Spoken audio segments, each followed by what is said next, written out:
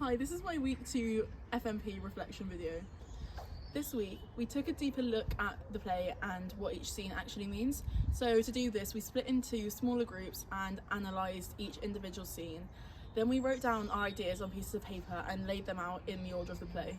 We also discussed what the play reminds us of and made tableaus of this.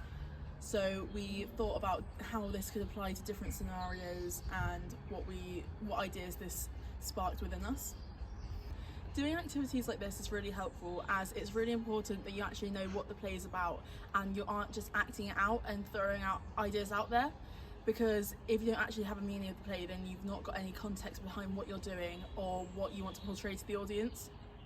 Doing a read through of the script is so important as a group, as it allows you to familiarise yourself with what you're going to be saying, and it allows you to preempt what you're going to be doing when you actually put this on its feet. And it also allows you to step away from it and think about what you've just read through, what it actually means, and allows you to go away and do further research about what you're looking at.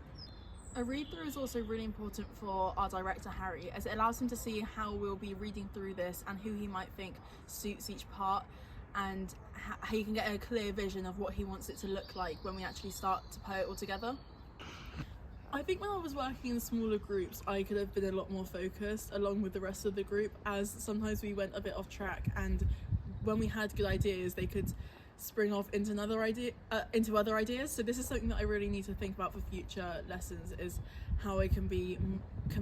fully committed to everything that I'm doing, even when it's activities in small groups and not just in larger groups. However, when we were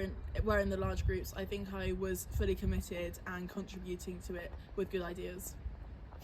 We also had our second movement session with our movement director Lindsay, and we worked on moving objects throughout a group and seeing how we could do this in different ways. So we used objects like water bottles to begin with, and we just started working in partners, but then we created a line and did it across the room and could see what kind of abstract ideas we could do, which is really helpful for the play, as it is a really broad play where you can incorporate so many different kind of things. We then proceeded to get into smaller groups and collect different object ideas and create a narrative around how we were passing these objects, and looked at all the different ways in which we could do this. This was really cool to see, as just doing such simple movements can create a really cool story, which I think is going to be really helpful towards our play, as it shows you that you don't need to have massive, really expensive things to use to make a really cool and effective story, but you can just start with a small thing that grows into a much more meaningful and effective piece of storytelling.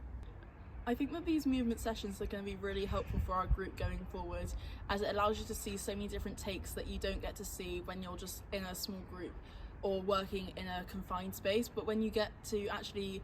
move about and look at all these different abstract ideas, it really helps you to form ideas that you wouldn't have been thinking about before, and you can also incorporate research and ideas from our acting sessions into it. As I mentioned in my video last week, I think as a group we have so many ideas that can branch off into so many different things that sometimes the conversation time in our sessions, especially our movement ones, can take over from us making effective pieces of work. So I think this is something that we need to maybe have a discussion as a group, so that we can make the most of our time actually working. Even though I do agree that the discussions are really important, I think it's important to divide that time evenly and effectively, so that we're making the most of the time that we have as a group together.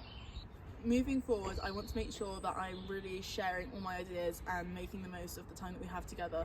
as I do have the ideas, but I'm sometimes a bit nervous or apprehensive to share them, as I'm not sure if they'll look good. But I think I've definitely got better at this in this week compared to last week, so I want to continue building on this throughout the weeks.